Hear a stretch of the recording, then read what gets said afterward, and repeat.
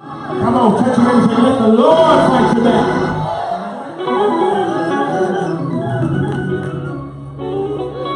Yolanda Adams would say the victory belongs to Jesus. This battle is not mine. It's the Lord's. Give God the glory, give God the honor. I know a lot's going on, but ain't nothing better than Jesus. My job, my assignment every Sunday is to point you to Jesus Christ. He alone can fix it. Ain't nobody like Jesus. That's why I love Brother Elder. In spite of everything that's going on, this brother's still here, greeting at the door, smiling, singing, clapping. I know it's overwhelming. There's no better place to be than in the house of the Lord. Amen. Amen. So it's good to see all of you on this morning. Give an emphasis to the fact that we serve a risen Savior. Nothing dead can hang around God. Amen. So we bless God. This is days like this is when it's good to have a church home. Amen. Good to have somebody you can turn to and talk to. God is no stranger of a person. What God has done for others, you can do the same thing for you. Thank you, Minister John. I'm glad how God ministered through you this morning. It was right on point. Right on point. Yeah, give God praise for the ministry gift. Thank God. I want to welcome all of our Facebook members. Come on, give God praise for our Facebook members watching us. Amen. On Facebook, we honor God for you. All of our members, certainly those who couldn't be here today, we're certainly praying for you. We miss you, and we look forward to you coming here to the house of the Lord. Your church, one more time. Amen. I know some of you have been sick a while. Amen. We've been praying for you. God's going to bring you through that. I believe this is your year. This is your year to get back to your church. This is your, come on, put prayers on that. Get back to your church, Sister Rhonda, Mama Kenneth, and others. This is your year to get back to your church. And we thank God for you. All of our visitors, you tuned in again. We thank God for you. Even if you will watch this later, we thank God for you tuning in. Encourage you to be here every Sunday morning at 9 o'clock is our Sunday school. And every Sunday morning at 10 o'clock for our morning worship. We'd be grateful if you could tune in with us. One more time, give our visitors watching us on Facebook and our praise. Let's bless God for our visitors watching us here in the audience. If you're a visitor, would you stand? A visitor, would you stand? Visitor, would you stand? Are we all fam? Well, give God praise for all of us being fam.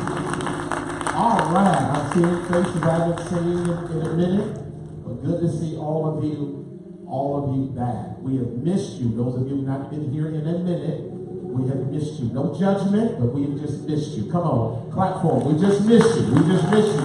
Don't do it again, but we miss you. We miss you. We miss you. And we bless God for all of you being present here on this morning. Our Sunday school was taught this morning by Sister Sophia, who is just, come on.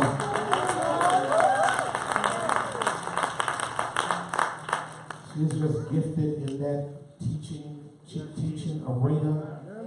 God has just given her a double portion, and she taught our Sunday school this morning. Did a great job. Give Sister Sophia a hand of praise. Thank you so much. Did a great job. Thank you, worshipers. Thank you, worshipers. Thank you so much. Good to see our Ursher staff back here this morning. Bless God for all of them. And again, bless God for all of you preachers. Bless God for them, deacons, and so on and so forth. Here, honor God for you. All right, listen. Now we're far spent, and so I want to. How many of you have not seen the Vision 2019 presentation? Raise your hand if you have not seen the Vision 2019. Raise it high. Raise it high. All right, here's what I'm going to do for you today. Today, if you would give me 10 minutes after church, I promise you, if I'm longer than 10 minutes, get up and walk out. 10 minutes after church today, please stay seated and have you come to the front. I'm going to go through that presentation in 10 minutes because it's important all of us get the vision so we can all be on one accord. Amen? And that's what all of you do it. So after church, if you can do that. Now I'm going to try to move expeditiously since I'm asking you for an extra 10 minutes. Try to move expeditiously through this presentation so that we can make sure we do what we need to do.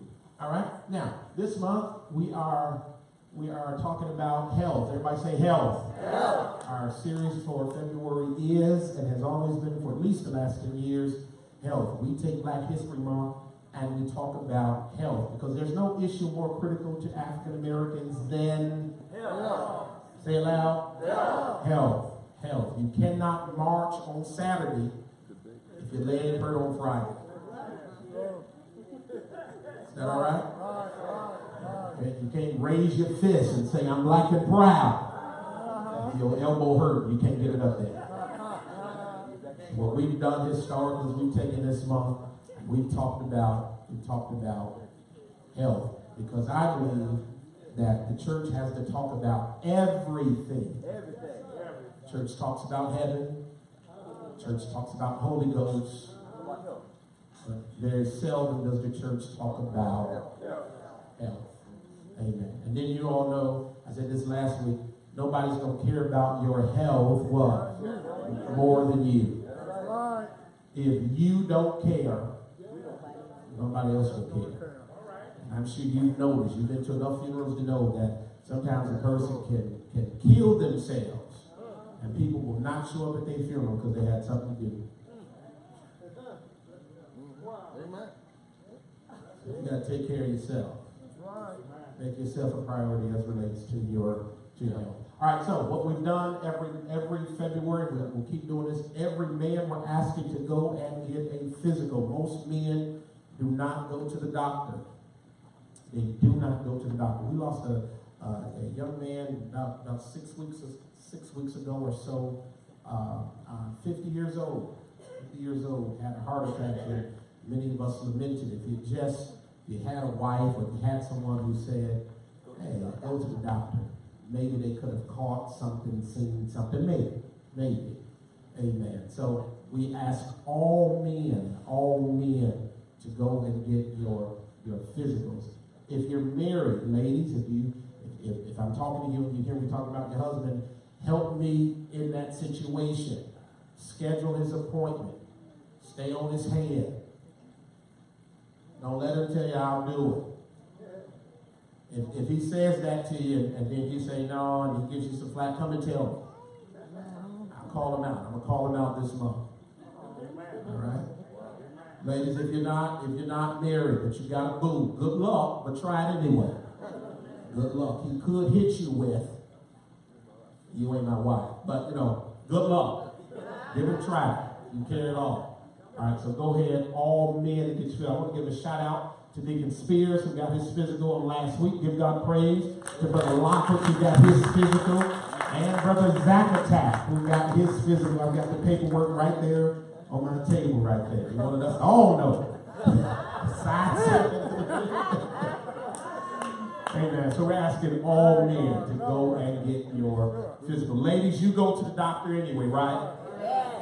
All right, so we don't need to add you to this, right? Right. All right, ladies, if you don't go to the doctor, then you go to the doctors, man. That's all I'm going to say. Go to the doctors. But men in particular, go to the doctor. Are we going to be adding men's names to put them on the screen? So everybody. Now, if you've had your physical in the last 6 months, man, you're good. We just want our men to get, Brother Elder, all right. We just want our men to get their annual physicals, all right? Annual physicals. Now, man, it don't make sense. It does not make sense to fix your car, fix your boat, fix your lawnmower, fix your snowblower, but don't fix you. It don't make sense, man. It don't make sense. Some of you, I get the oil change. Every oil change. All right, that's cool. But also get yourself checked out, men. Amen? Put y'all put some praise on that, please, so we encourage our men. Half of y'all need clap. Whatever. Amen. If your dad is alive, ladies, go and call your dad up. Call your dad up. Say, Dad, come on, let's get it figured out. I know you ain't a member of our church, but this is bigger than our church. Go go and get a physical. See how that goes. Amen. All right, now grab your Bibles. I want you to go to Mark. I'm going to go through the second layer of this. Again, I'm going to try to move expeditiously. Antoine, no matter what I'm doing, 11:25, just play something.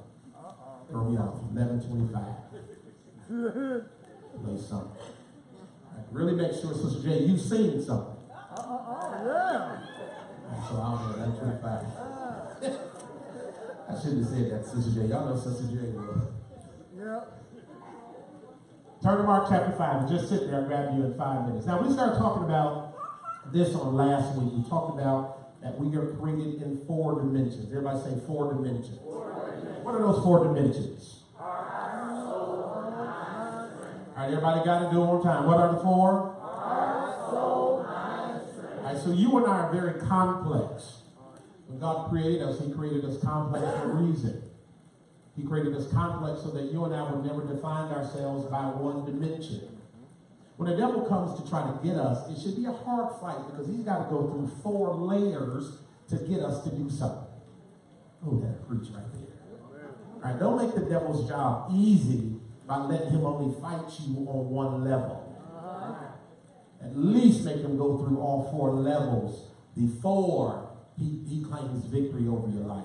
All right, so God made us complex for a reason. Now, the word of the Lord says in Mark chapter 12, verse 3 says, love the Lord thy God with all thy what? Love the Lord thy God with all thy, which means this, love the Lord with everything you got. Give it all to him.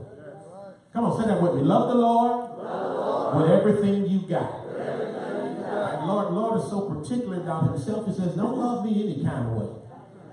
Love me with everything you got. Why, Lord? Why we got to love you like that? Because I loved you with everything that I did.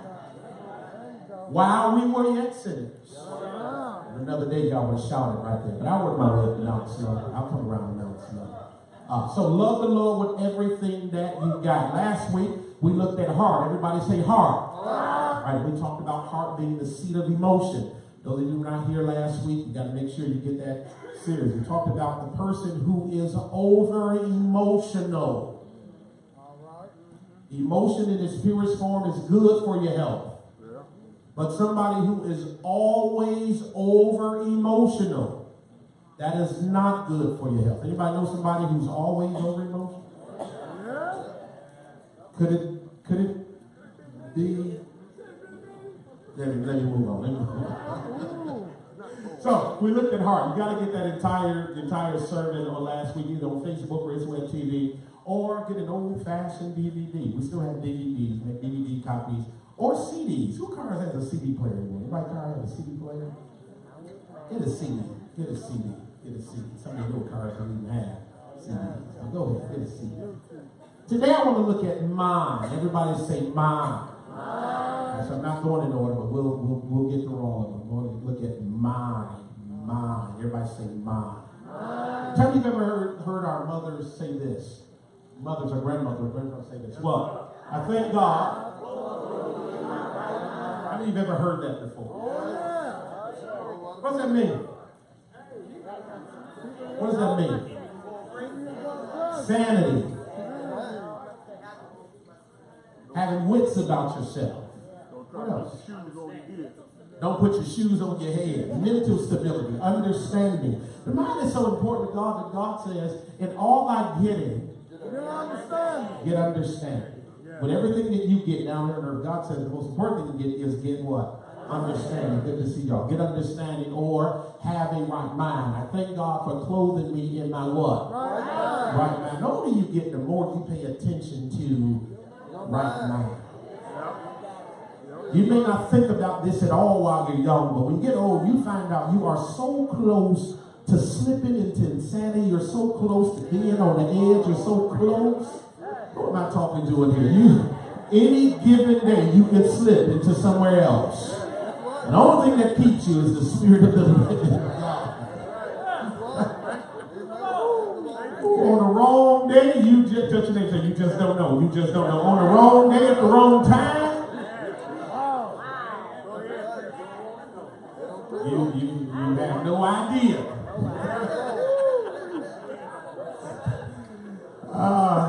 this. I think this is in the Bible. Don't push me because I'm close. I'm trying. What book is that found in? What book is that found in? I couldn't remember. My mind slipped.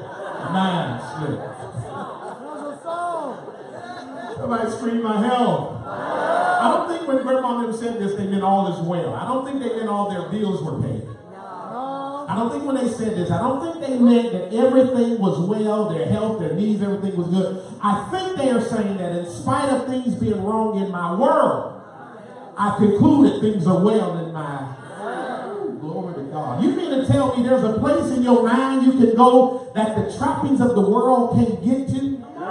Touch your neighbor and say, my mind is my place. I don't know who I'm talking to, but your mind's got to be a place only you are allowed to go. Stop letting bill collectors rent space in your head. Stop letting your ex-boyfriend rent space in your head. Stop letting your ex-girlfriend rent space in your head. Your mind has to be the one place you can go and only you can go. I'm talking to at least 50 wives in here. Your husbands can go to certain places in your mind. Maybe I'm only talking to 10 people. Let me talk to 50 husbands. Your wives have to understand there's a place in your mind they cannot go. Maybe I'm only talking to 15. You'll all shout on this. Your kids have to understand there's a place in your mind. Oh, really? Really? Am I talking to anybody here who knows how to be sitting on the couch and the kids arguing about something in the background and you just as calm and you just as peaceful and they're screaming your name and they probably trying to figure out, how come they ain't hear me? It is because I have gone to a place in my mind, even though you see me sitting on the couch, I am not here physically. I am here physically, but I am not here mentally. Touch your neighbor and say, my mind is my place. Bill collectors may mess with my money, but they cannot mess with my mind. If I don't have it, I don't have it. I'm not going to stress out I don't have it. You're not going to mess up my day because I don't have it. I ain't smoking no weed because I don't have it. I ain't drinking no drink because I don't have it. I ain't committing suicide because I don't have it. I ain't jumping off no cliff because I don't have it. I just don't have it. Holler back at me in a week. I'll try to get you something, but I'm not going to stress out over something I do not have.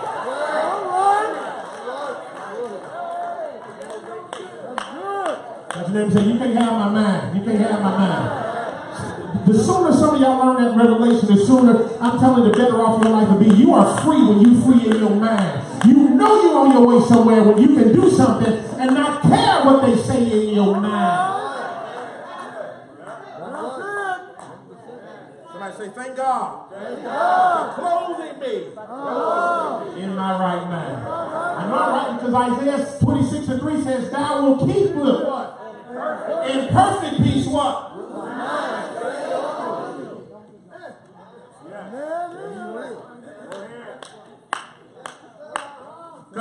Cousin George, I gotta learn how to manage my mind so I can manage my peace.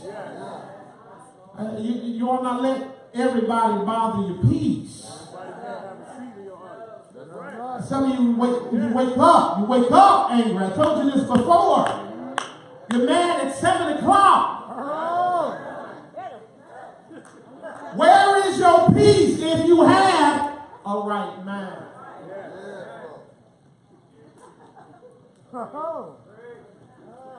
Got to keep your perfect peace if your mind is what? Stay on. Let's explore the ideal of the right mind. You got Mark chapter 5?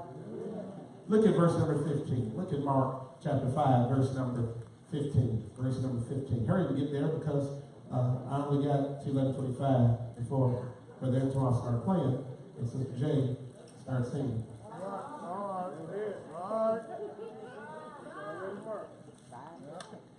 When you got it, say I got it. Verse 15 says what?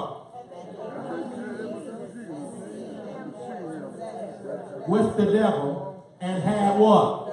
What? Sitting what? And clothed what? Maybe this is what Grandma done got that. Clothed in right mind. Even though it's talking about in a separate event, maybe they put it together and said clothed and sitting and clothed in his right mind. This verse is full of revelation. Because we find out that there's a man there. So Sophie taught us this morning in Sunday school. There's a man there who was possessed by the devil. And as a matter of fact, they said he had the legion, which means he had what? Whole lot of it. Don't let anybody tell you that demonic possession is not real, it's not true. I know a lot of you think the devil has got laid off. No, demonic possession is still real. Just lost half the room right there. He can still possess the mind. Bible says this man had many of them, and yet when they see him in this occasion, in this verse, in verse 15, when they see him sitting, clothed, and what? In his right mind. Which means there's a part in Mark chapter 5 when he wasn't sitting. He wasn't clothed. And he wasn't in his right mind. So let's look at what this man can teach us about our mind. Skip all the way, go back to verse 1. Verse 1, it says, and they came over the other side of the sea into the country of Gadarenes, and when he was come out of the ship, what happened?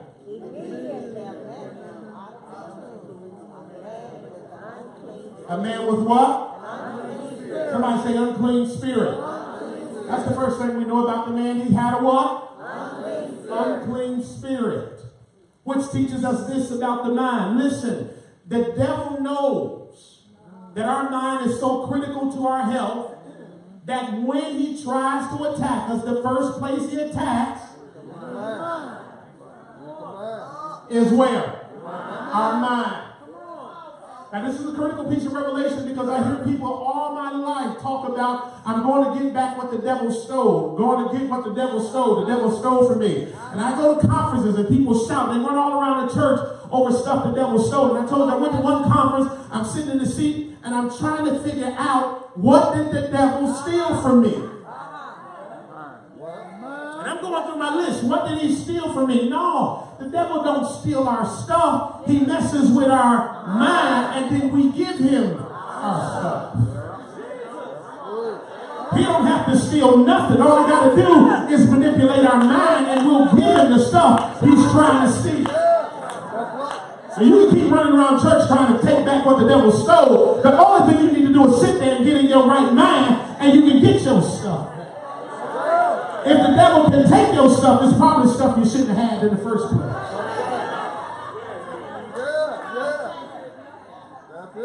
I know I'm talking to 25 of y'all in here who know he can take your stuff, but he can't take your mind. Anybody ever lost something, but you didn't lose your mind? I'm only talking to 25 of you in here. Some of you lost something, you went crazy, but some of us have lost stuff and didn't lose our mind. You can buy another car. You can get another house. I'm losing half the crowd right here. You can get another pair of shoes. I know I'm going to lose you. You can get another man. You can get another woman.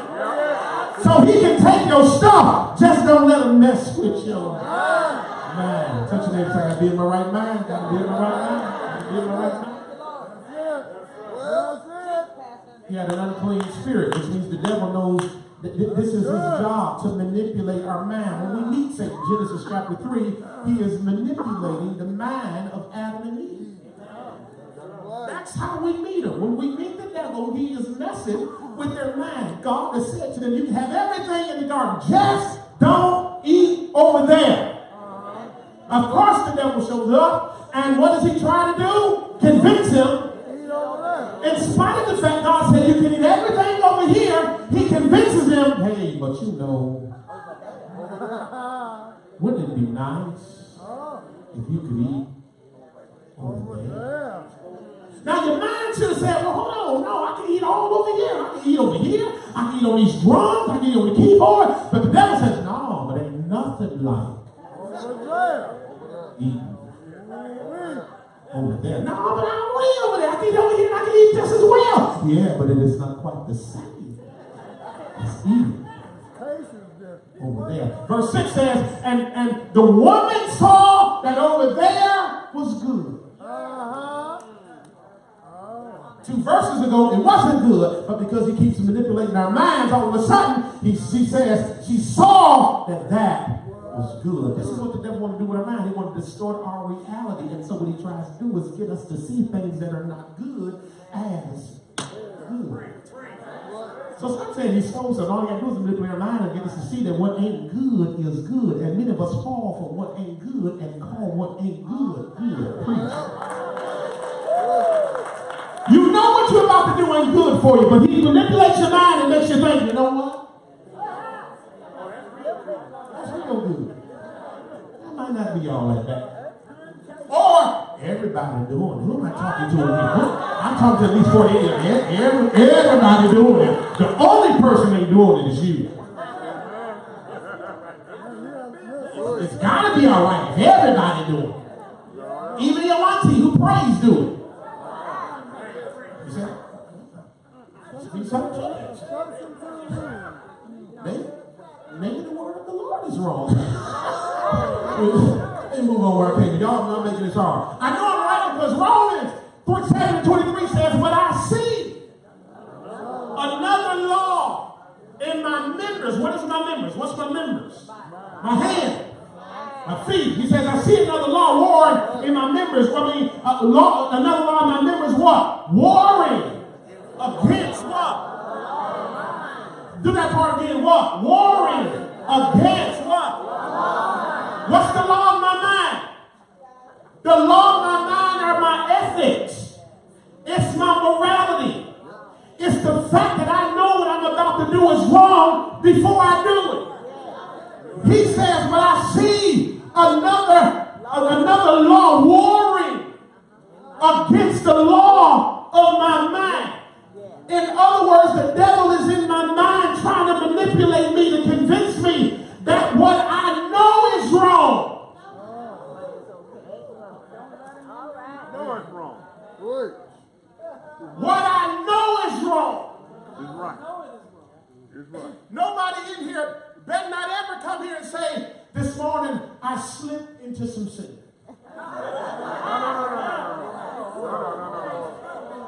You deliberately walked in. I don't know what happened, Deacon Tate. I just slipped and I found myself over her house 2 nights in a row. I don't know what happened. And how I know I should have been home, but I just slipped, and before I knew it, it was 2 days later. I'm going to lose the crowd here, Sister Meek. I don't normally lose in this early, but I'm going to lose them. You know what you're doing before you do it. Tell me I'm wrong. Sin don't slip up on nobody in here.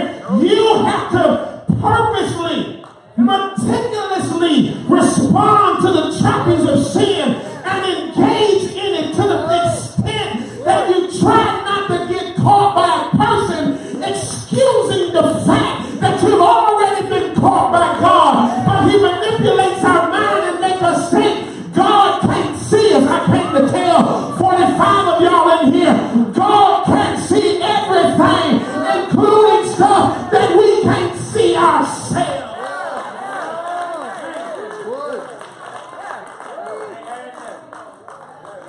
Take that, touch your neighbor, say, you can't hide that. You can't hide that.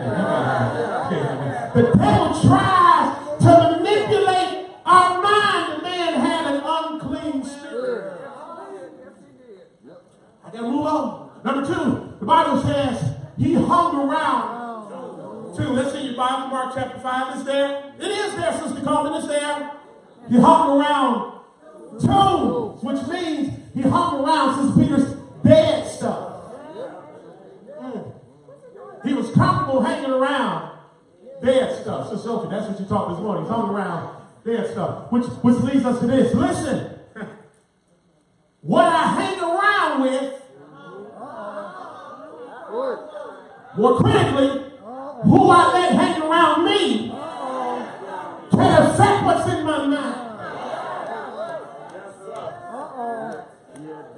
You can hang around dead stuff so long until dead stuff seems normal.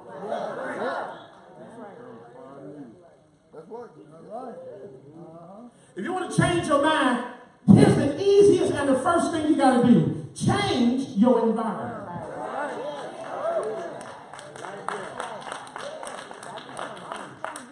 Some of you will allow others to manipulate your mind. You spend the whole day hanging around crying Camille and emotional Ilona Or you spend the whole day hanging around sinful Steve. Or cussing Carl. And then you wonder why your language isn't getting better. You wonder why things ain't changing in your life. It could be who you are hanging around. You cannot hang around people that are negative if you're on your way to trying to be positive. Touch your neighbor and say you gotta hang around somebody different. You gotta hang around somebody different. Some of y'all hang around the wrong people. Ain't nothing gonna change if you hang around somebody negative all the. Who am I talking to in here? You always hanging around some negative Nancy. Always got something to say about this. How was church? Well, it was too hot. The lights wasn't a bit too bright for my eyesight. The chairs were not comfortable, and then I just felt the walk was too long. No, you gotta hang around somebody every now and then who say, I was glad when they said unto me, let us go in the house of the Lord. Nothing will change if you don't change who's changing you.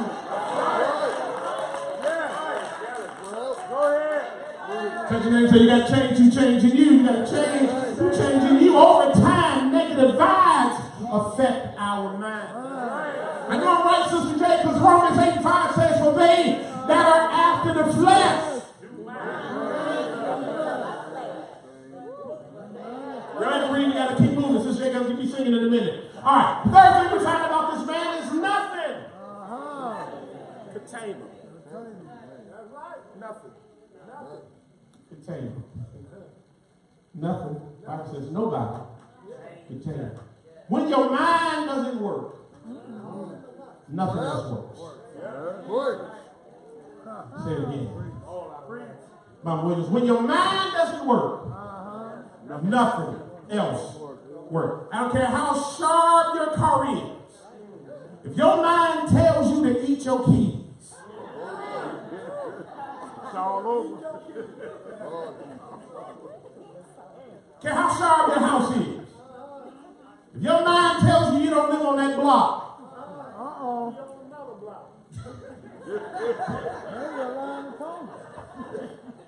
up in somebody else's house. Knocking on their door. Trying to figure out how they in your house. Lost your mind. And they'll say to you, you have lost your mind. Just let me up here a minute. Listen. The mind is powerful. The mind is powerful. Say that with me. The mind is powerful. It's going to blow you away. The mind is a powerful tool. It's so powerful. It's going to blow you away. In 2008, Mayo Clinic did a study, 679 internists and rheumatologists. More than half of the doctors offer what?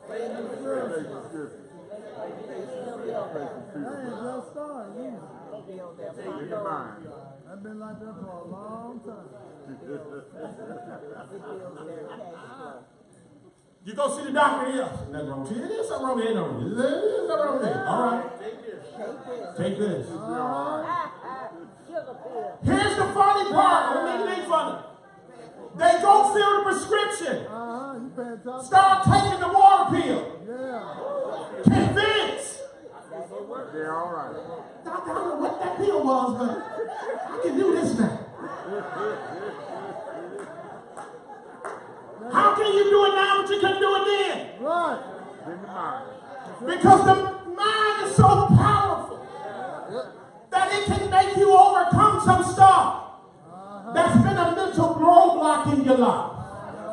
It convinces us that it's working when the medicine had nothing to do with the symptom. I just made 50 people mad because now you're looking, oh, you know what?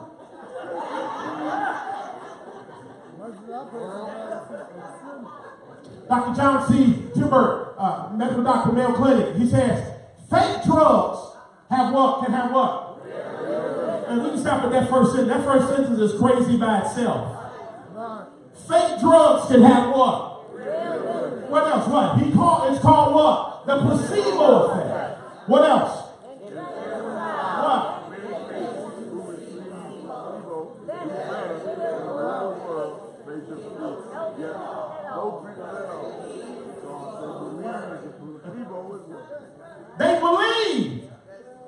got the water pill working. That's a problem. What's a placebo? Anything that seems to be a real medical treatment, but isn't. Man convinces us this medicine working. And I know the doctor, it would be unprofessional for him to laugh in our face, but I know he goes in that other room and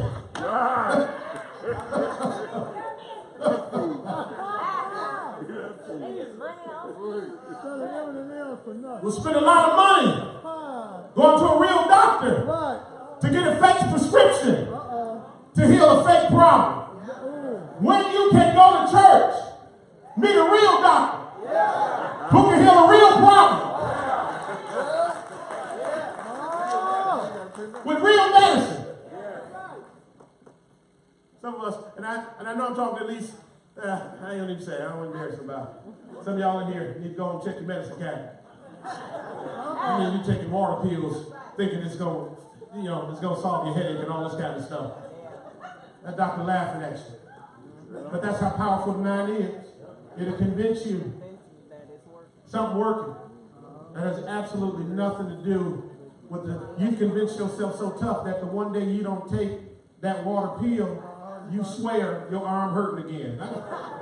Y'all should see the people looking up here. They look mad. You should see what I'm seeing right here. What are you saying?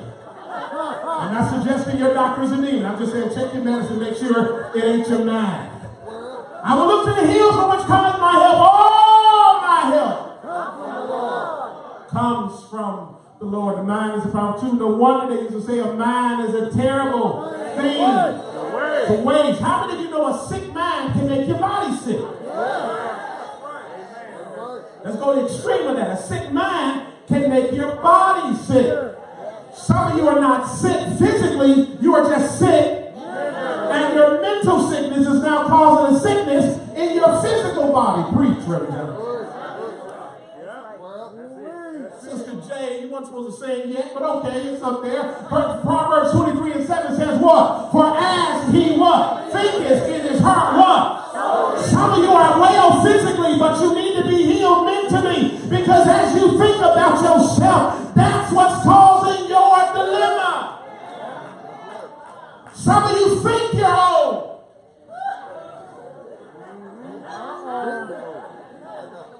And your body is responding to what you think. I'm not suggesting that Father Time doesn't catch up with us all at some point, but I am suggesting that if it's going to catch up with us, make sure it fights. Some of you are 23 and you think old, you feel old. That's because you are old. You convinced yourself that you were too old. Well, what if it worked in reverse? As old as you are, wouldn't it be nice if your mind said, but you young and you're strong and you got it going on? Tell your body that though I'm 70 and 65 and 80, I've got the strength of my youth and I'm going to do what thus says.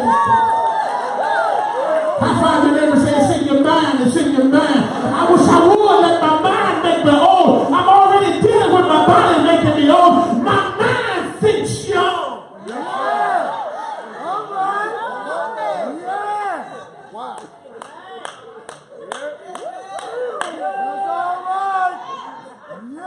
Touch your lips, I gotta get my mind right. Gotta get my mind right. I know I'm right. I know I'm right. I know I'm right. Dr. Albert Ellis, an American psychologist with cognitive behavior therapy, CBT, said panic disorder sufferers often struggle with what?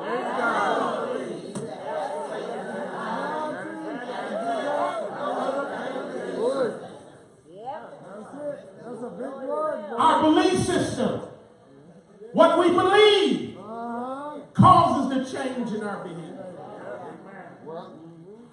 We start panicking not because the facts are true. We start panicking because our minds start playing tricks on us. Number one fear in the world is public speaking. Why public speaking? Because of the mind. The mind tells you, what if they don't laugh at your joke? What if they don't get your punchline? What if you trip going up the stage? What if you're talking and you don't understand what you're saying? And so before you know it, you're on the stage and you're hyperventilating. You're sweating, not because you're not a great speaker, but because your mind has created a circumstance that now your body is responding to. Go ahead. Touch your neighbor, says all in your mind. I can stop there. Can I give y'all one more clue? According to Time Magazine, CNBC Business Index, 70% of those who win millions in the lottery file for bankruptcy. What? Why? Financial advisors have explained what?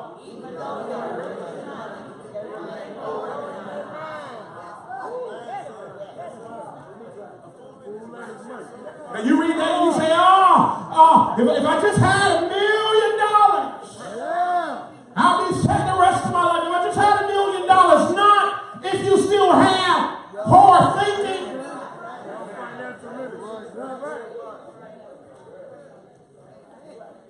It is true, Brother Harold. Look, everybody meet Jack. Say hi, Jack.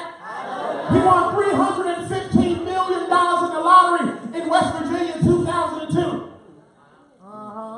5 years later, he had lost 2 kids from drug overdose. Filed bankruptcy. He said, I wish.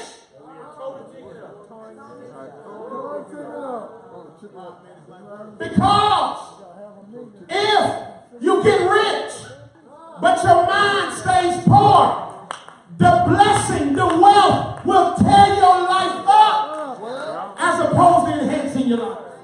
I knew I lose the crowd here because some of you are saying, 315 million, just give me 1 million.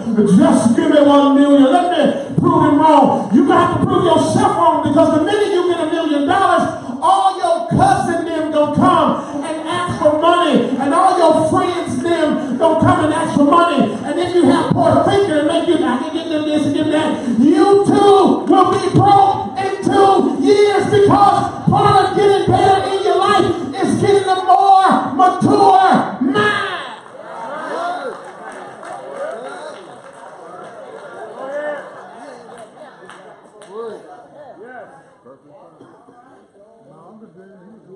Got to get better in your mind. Let's get back to the man. I'm done. Now, brother, be not in the tour and you're thinking, I'm done. All right, back to the man text. He had an unclean spirit. He hung around tombs. Number 3, no one could tame him. But somebody say, thank God for verse 6. Because verse 6 says, but when? Let's go home. He saw.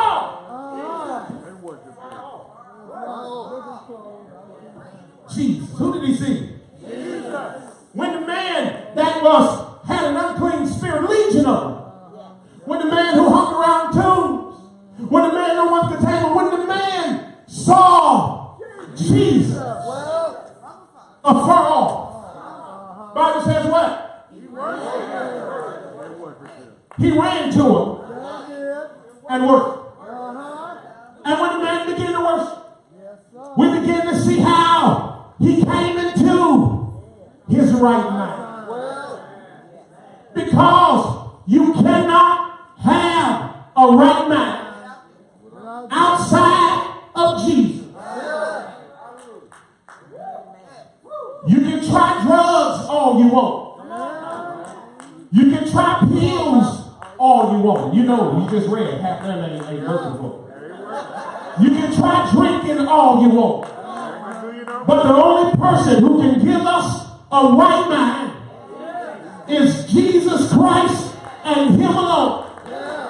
Touch a neighbor and say, neighbor, I'm trying to get close to Jesus. Because the closer to Jesus I get, the more I'm clothed in my right mind. Anybody in here ever been through something that money can't buy?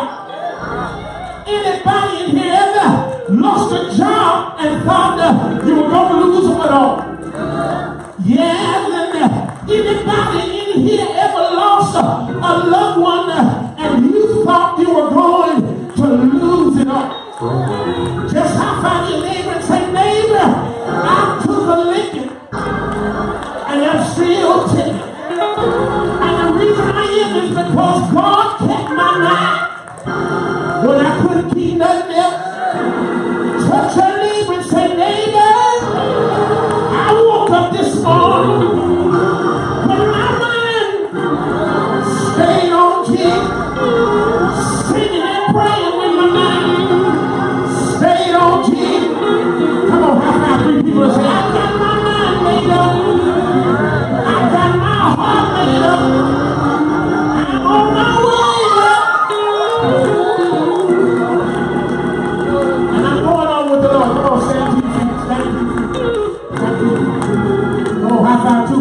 I got my right mind. I got my right mind. Come on, got my right mind. Come on, you ain't touching nobody. Come on, tell them I got my right mind.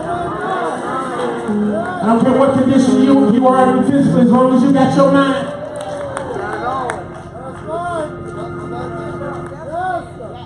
You got to fight your chance.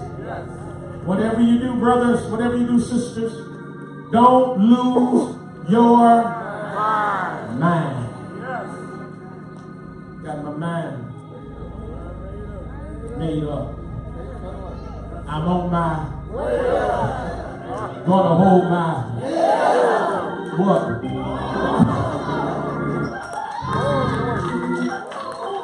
Yes, Lord. Yes, Lord. My mind is made up. I'm on my way up. Yes, Lord. Gonna hold my head up. Yes. Going on with the Lord.